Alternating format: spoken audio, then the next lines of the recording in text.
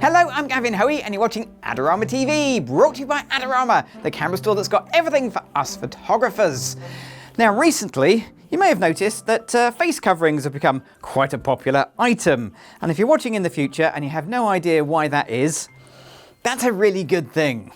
However, face coverings have more than one purpose, and in this video I'm going to show you how you can use a face covering with your model to create a sense of mystery and drama to your portraits. Now, before we get going, really important, don't forget to click on the bell icon, because that way you'll get notifications of all the brand new videos right here on Adorama TV, and we have new stuff coming out, well, pretty much every single day. But for now, let's get some lights set, let's get a model in, let's get shooting.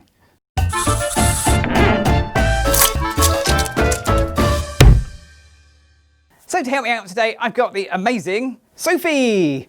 As you can see, Sophie has a face covering in place, but how do we make this amazing and dramatic and dynamic? Well, there are a couple of elements to make this work, and the first one is light.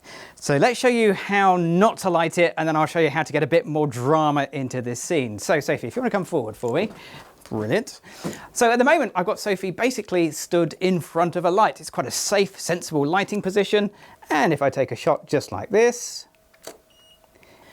and as you can see, Sophie is nicely lit. The exposure looks fine. There's really nothing wrong with this, except it doesn't have any drama. And we get some drama by adding some shadows. So what I've done is I've taken the same light and moved it around. So now it's almost at the side of Sophie. This is going to give us dramatic lighting, split lighting. It might be a little bit too dramatic. Let's have a little look. Okay, Sophie, here we go. Yeah, it really has split Sophie down the middle, a lit side and a shady side. And that might be exactly what you're after. But for me, that's perhaps just pushing it a little too far. So the solution for this, well, there's a couple of things I could do. I could use a bigger softbox. I could move the softbox around a little bit, or I could say to Sophie, would you mind just stepping backwards a little bit? Now, if Sophie steps back a little bit, more of the light is in front of Sophie, a little bit more will reach the opposite eye to the light. This should give us exactly what I'm looking for. Here we go. So this is looking great. We now have light in both of Sophie's eyes. So with the basic light set, that brings us on to the next part, and perhaps the most important part, which is the eyes of your subject. Now, when you cover somebody's face, you lose half of their ability to express emotion, but the eyes are vital. And in this case, Sophie has done a fantastic job with her eye makeup. In fact, Sophie is a professional makeup artist, but good quality eye makeup is really important when you're shooting a close-up picture like this, and doubly so when your subject is wearing a face covering. So the basic lighting was okay, but we can make it a little bit better by adding some more light. So what I've got over in the corner is a strip box. Basically, it's a second light, and I'm going to use this to separate Sophie from the dark background where she was sort of disappearing on the left-hand side of the shot. Now, working out the power for one of these lights, well, there's no right or wrong power for a separation light. Currently, it's at 1/4 power. Let's see how that looks. Okay, Sophie, here we go. And that looks really, really bright. Now, in certain circumstances, that might be exactly what you want. But for a picture with drama, that's way too much light on the left-hand side. I've taken the separation light down quite a lot in power. It's at 1/32 power. If that helps, what it's going to do is put much less light on Sophie. Let's try this. Here we go. So the key light on the right-hand side as we look at this picture still remains the same, but now that left-hand side, the separation light, it's there, but it's very subtle, and that keeps the drama in this scene.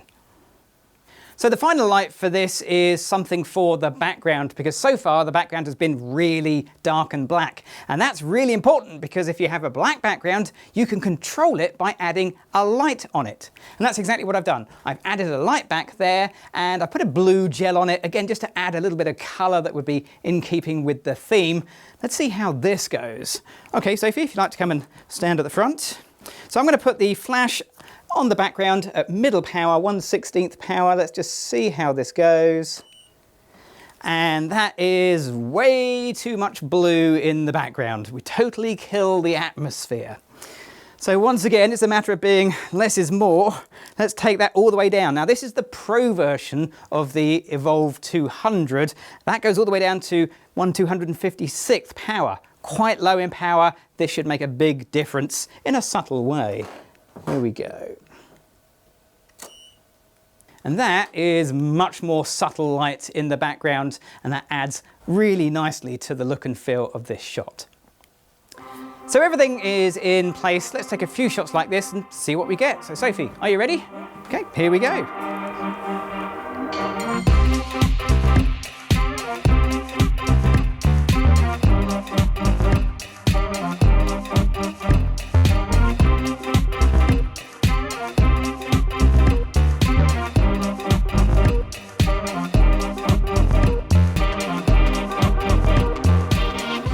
Nothing adds atmosphere in the studio like a bit of smoke. So I've got my smoke machine warmed up. We've got fast dissipating smoke fluid in here, so we should get an effect and then it will disappear fairly quickly.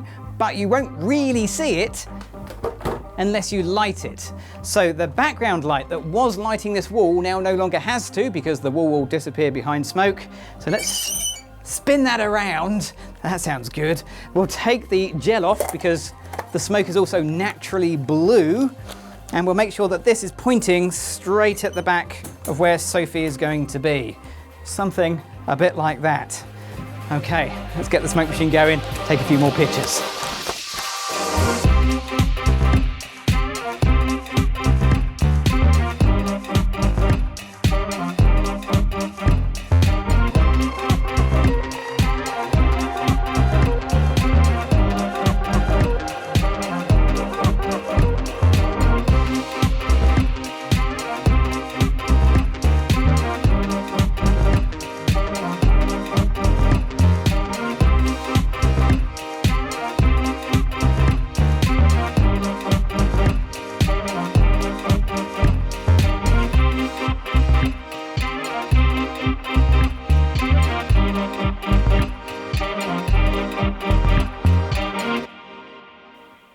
Well, the shoot went really well, but of course it doesn't stop here. There is always a bit of post-processing to do, and in this case, I'm going to take the final images into Photoshop Camera Raw and make a few general changes, but specifically I want to emphasize that blue color by reducing the temperature towards the blue side, and then maybe take away some of the tint as well. Finally, just to take the whole color palette down, I'm going to go to Vibrance and reduce the vibrancy down quite a lot. And when you compare this to the original image, the color corrected image has a bit more of a cinematic look and feel. If you've enjoyed this video or you've got any questions, leave me a comment below. I do read them. And of course, click on the bell icon. That's really, really important because that way you'll get notifications of all the great videos right here on Adorama TV. And we have new videos coming out, well, pretty much every single day. But of course, you also need to click on that subscribe button. I'm Gavin Hoey. Thanks for watching.